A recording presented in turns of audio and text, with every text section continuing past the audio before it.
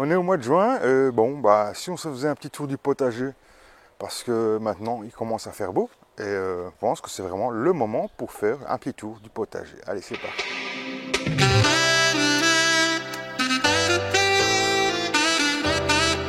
Bonjour et bienvenue sur la chaîne Tout faire maison. Je suis Silvio, le plus gros jardinier belge sur YouTube, près de 125 kg à la pesée, et ça, c'est bien lourd. Dans cette vidéo, eh bien, je vais te proposer un petit tour du potager. Cette vidéo va sûrement être en deux parties parce que, bon, voilà, elle va être assez longue. Hein. Tu sais très bien que je fais beaucoup de blabla et donc, bah, automatiquement, je te dis tout de suite, au minimum deux parties.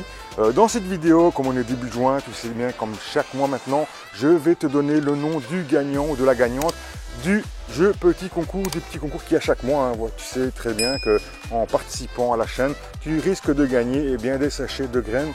10 au total. Et bien dans cette vidéo, elle sera, tu la verras, hein, le gagnant sera donné. Et dans la prochaine vidéo aussi, s'il y a une deuxième partie, mais je suis sûr qu'il y aura une deuxième partie, et il sera annoncé ainsi. Bon voilà, il n'y aura pas d'erreur. Première et deuxième partie, il y aura le nom du gagnant ou de la gagnante. Voilà. Il faut bien sûr suivre la vidéo, vous allez voir tout simplement. Allez, vous voulez faire un petit tour du potager? Bah, il y en a pas mal, hein, parce que maintenant on est au mois de juin, on a eu un mois de mai pourri. Et donc, bah, je vous propose maintenant, comme on a eu franchement une belle semaine, aujourd'hui nous allons de la pluie, donc j'en profite de faire vite une vidéo avant que la pluie arrive. Alors on commence tout de suite par la nouvelle planche, les nouvelles planches, hein, tout simplement. Eh bien, ce sont les dernières planches que vous avez vues dans ma vidéo juste avant. Si vous ne l'avez pas vu, eh bien, je vous mets le lien qui va s'afficher ici, plus loin, vraiment là-bas. Voilà, il va s'afficher là-bas, normalement, si je ne me suis pas trompé. Et en fait, ici, on a mis déjà quelques tomates. Ce sont en fait principalement des tomates pour faire bien sûr des semences, hein, puisque vous savez que je vends des semences aussi de toutes mes tomates. Si vous voulez bien sûr trouver toutes mes tomates en vente, il faudra revenir à partir du mois de septembre. Mais ça, j'en ferai sûrement une vidéo pour vous parler de ça. Il y aura sûrement un site internet pour faciliter tout ça. Et donc voilà, il y aura tout ça en fait, c'est toutes mes semences que je vais faire. Bien sûr, on va manger les tomates, c'est pas ça. Mais vraiment, c'est vraiment la plupart de cette année-ci, c'est vraiment pour faire de la semence et pouvoir faire du stock, pour pouvoir bien sûr vendre parce que j'ai quasiment plus rien de stock et donc il faut absolument que je refasse du stock. Donc cette année-ci, on a cultivé près de 100 plus ou moins 180 plants nouveaux, uniques. Donc sur les 238 plants, il y a plus ou moins 180 plants qu'on a fait unique pour faire renouveler les semences, comme je vous avais dit. Donc ici, on va dire, ce sont les tomates cerises en principal et aussi les tomates colorées. J'ai essayé de donner des catégories avec tomates cerises, tomates colorées. Les nouvelles sont dans la serre et les tomates plus rouges, on va dire, et plus communes, on va dire, sont sur l'autre partie que je vous verrai tout à l'heure. Donc ici, c'est juste 4 planches avec des tomates où on a mis du fumier. Il y a encore du fumier ici que je dois bien recouvrir. Je vais attendre un petit peu maintenant. La première pluie, pour y avoir la première pluie, je vais les recouvrir. Il faut bien se dire ici que j'avais installé les tomates juste avant les pluies qu'on a eues il y a 15 jours, où on a eu les torrents de pluie, de froid, de vent, ainsi de suite. Et donc les tomates, on va dire, ont pris un coup, on va parler vulgairement, un coup dans la gueule. Elles sont franchement devenues, les pieds sont devenus très moyens et horribles. Et donc voilà. Alors ici à ma gauche, on va voir les fraisiers. Là, vous allez voir un petit plan maintenant qui va vous montrer tous les fraisiers. Allez, on continue, on ne s'attarde pas trop pour pas justement que ça dure trop longtemps. Vous avez déjà vu cette partie, c'est des fraisiers qui sont mis sous bâche. Voilà, c'est très productif ça ici. Franchement, c'est une super production. Donc on va récolter, vous allez pouvoir le voir que ça commence, les récoltes, c'est parti, c'est pas fini, ça commence seulement.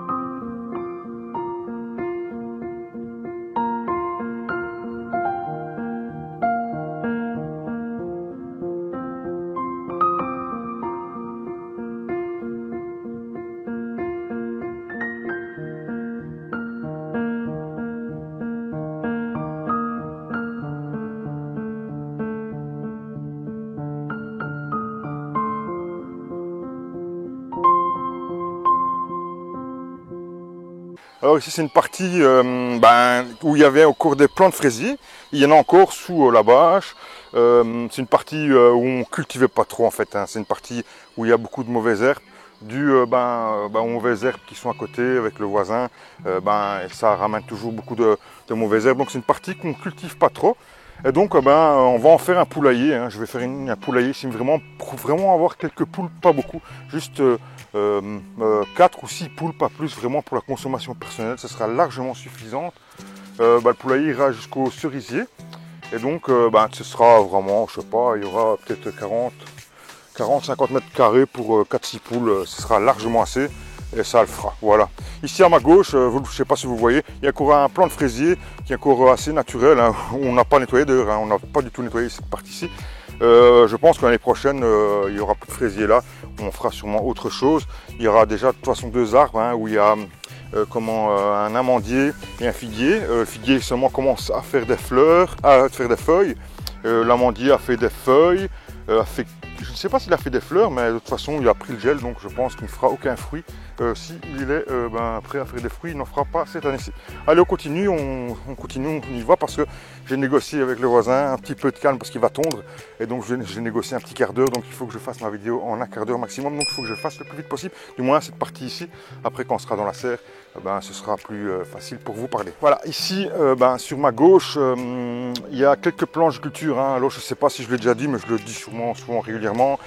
Planches de culture qui sont faites maintenant en 75 de large, avec un marchepied de 35 entre chaque culture. Donc ça veut dire qu'on peut marcher entre chaque culture, il y a 35 cm pour aussi récolter, parce que bon, il faut bien savoir que il faut bien sûr semer, il faut planter, il faut nettoyer entre les rangs, mais il faut aussi récolter. Et la récolte, ça fait partie de 50% quasiment du temps qu'on va passer dans les rangs. Donc il faut donc avoir un marchepied assez grand pour pouvoir pouvoir avoir une facilité de récolte et ne pas avoir de position un peu inadéquate qui pourrait avoir des mauvais à cause des maux de dos, ainsi de suite, parce qu'il faut que ce soit le plus long possible. Donc ici, planche de culture où il y a de la laitue. Derrière, il y avait des navets qui ont déjà été récoltés une première fois. Maintenant, on a mis des poireaux. À gauche, on a une planche de culture avec des fèves. Vous voyez que nous, ici dans le nord, les fèves, elles sont à peine développées. Elles font plus ou moins 50 cm de haut. Normalement, je pense que c'est une plante, enfin, c'est pas normalement que je pense, la plante peut monter jusqu'à 1 mètre parfois facilement de haut. Et voilà, elle fleurit déjà, donc j'ai peur qu'elle ne monte plus beaucoup. On verra, hein, c'est ça, voilà, c'est les plantes, entre guillemets, qui feront leur chemin. Voilà, on les arrose, maintenant j'arrose un peu, quand il fait trop sec, j'arrose tous les 2 jours. Et donc voilà, il y avait 2 planches de fèves, une avec mes semences, mais qui n'a absolument pas pris. Je pense que les semences ont tout simplement pourri parce que il faisait très humide à ce moment où je les ai mis. Comme on a eu, vous savez, hein, ici dans le nord, moi je pense que c'était dans toute la France aussi, des gels tardifs, des pluies, des températures pas très hautes, elles n'ont pas germé.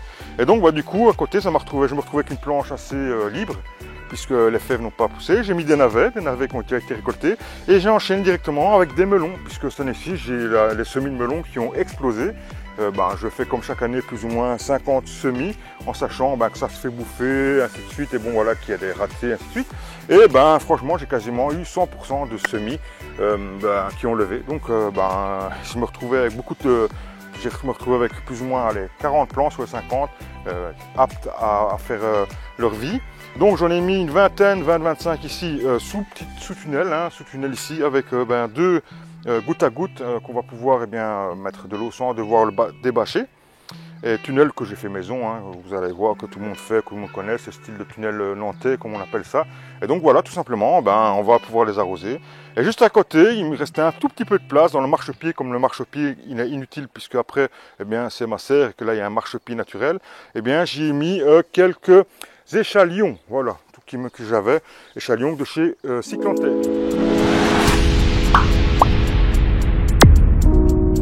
Voilà, ici, la plupart des tomates vont être ici en fait, hein. Enfin, pas la plupart, il y a vraiment beaucoup de plants. Vous allez voir, je fais aussi des plants où vous verrez les plants. Même chose que là-bas, les plants ont été installés vraiment au moment des pluies, ainsi de suite. Et donc les plants ont pris quand même un coup.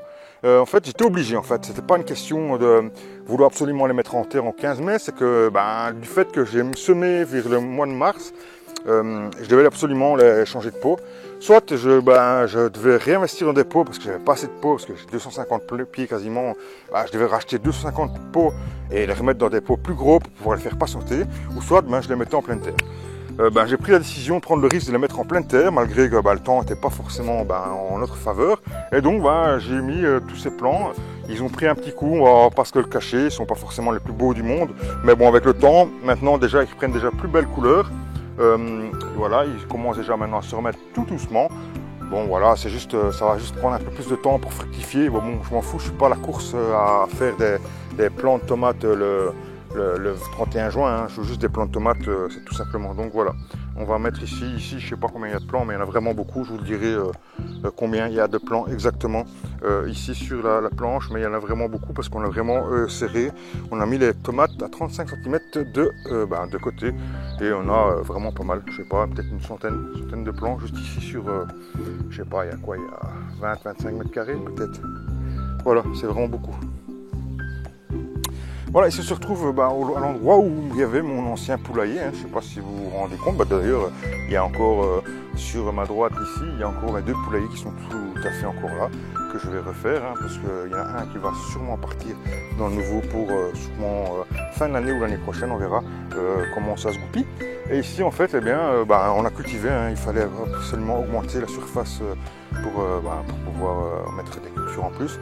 Et donc, comme c'est une première culture, le sol est assez enrichi puisqu'il y a eu des poules, donc il y a eu des fientes, ainsi de suite. Malgré que ça fait plus d'1 an qu'il n'y a plus de poules, ça a quand même un peu de richesse encore.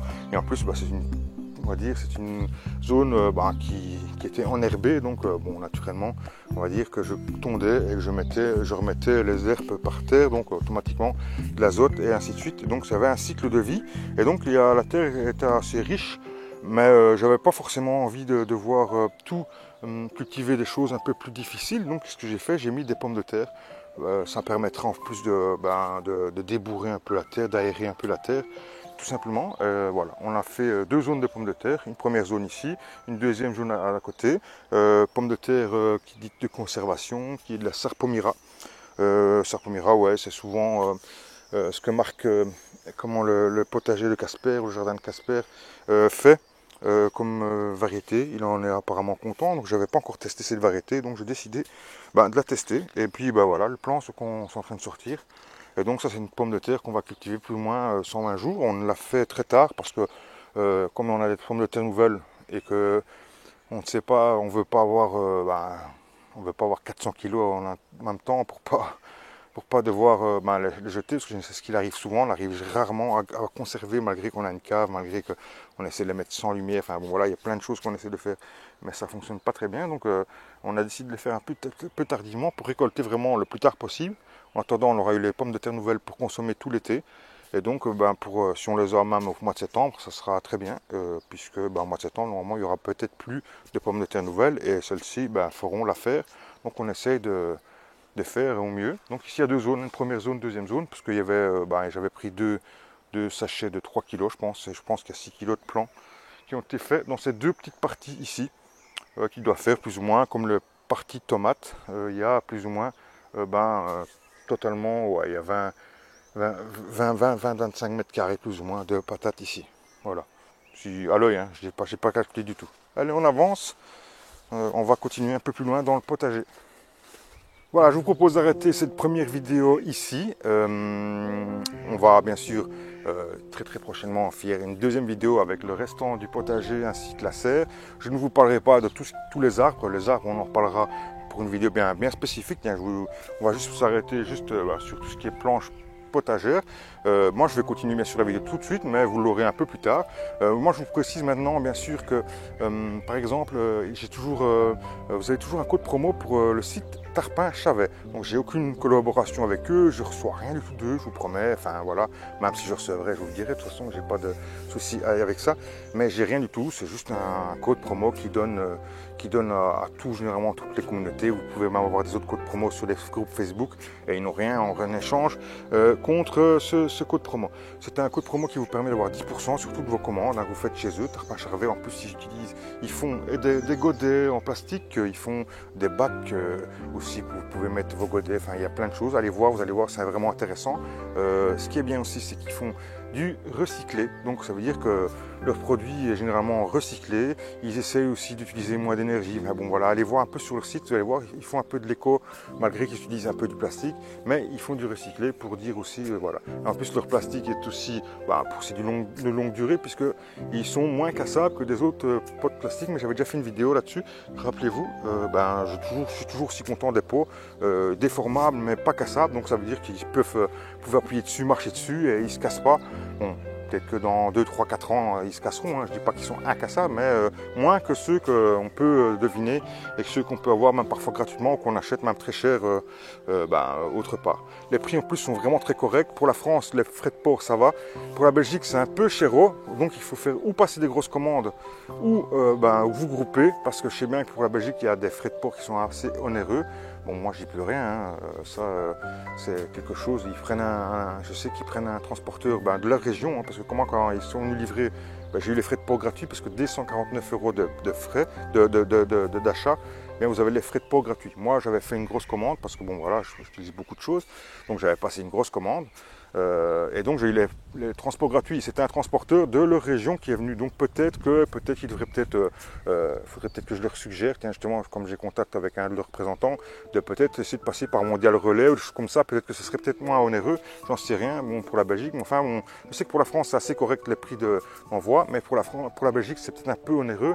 Donc, si vous désirez faire des commandes, passez peut-être sur le groupe Facebook de la chaîne.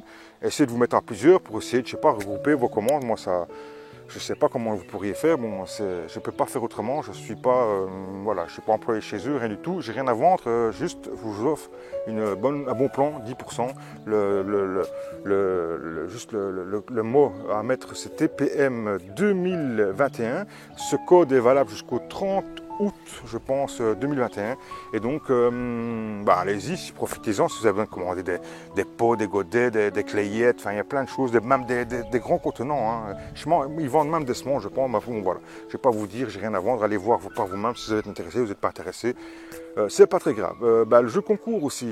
Vous savez bien que chaque mois, je tire au sort. Ça va être le moment, c'est l'instant. J'ai pris un petit papier pour vous dire le nom, parce que la dernière fois, je n'avais pas pris de papier pour savoir le gagnant. Le gagnant, il va être affiché maintenant. Vous allez voir maintenant que le tirage au sort est fait sur un site tout à fait au hasard. Hein. Le gagnant, le gagnant, c'est Daniel Dos Santos.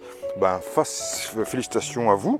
Contactez-moi sur l'adresse email qui va s'afficher ici, qui sera dans la description aussi, pour qu'on puisse prendre contact et que je puisse vous envoyer tout ça aussi. Alors, je voudrais aussi vous présenter, ça c'est un petit peu dans ma famille. Et dans la famille, on a accueilli encore un nouveau membre de la famille. Et oui, un nouveau membre que mon fils nous a ramené un jour, revenant de chez sa copine.